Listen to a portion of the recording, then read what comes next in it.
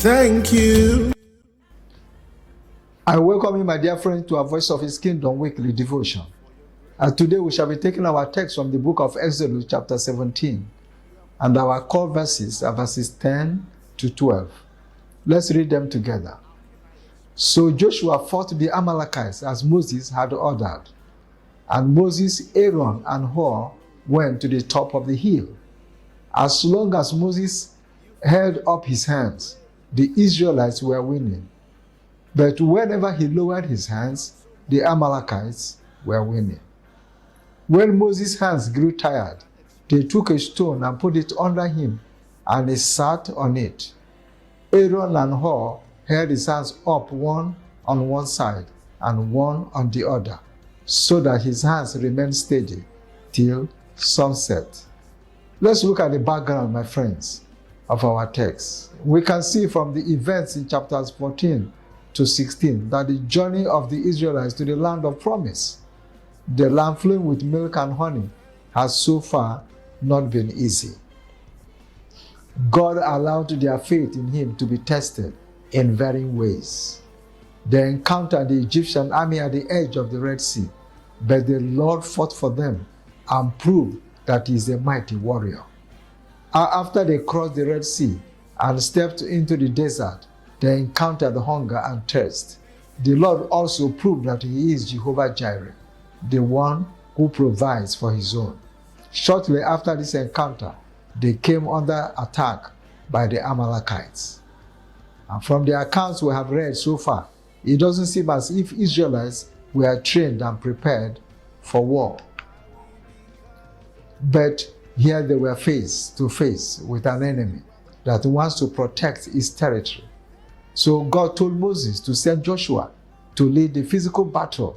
And while the battle was raging in the plains, Moses, Aaron, and Hur were up on the mountain with hands raised up in prayer, seeking for God's divine intervention and support for this battle.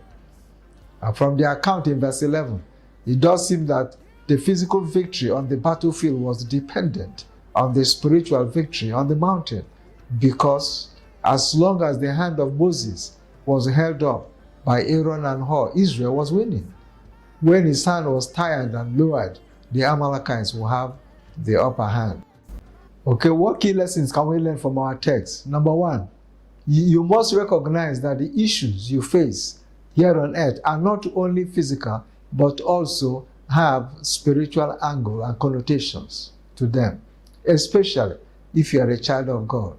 When Satan attacks your physical body or material possession, you must fight back with both natural and spiritual weapons.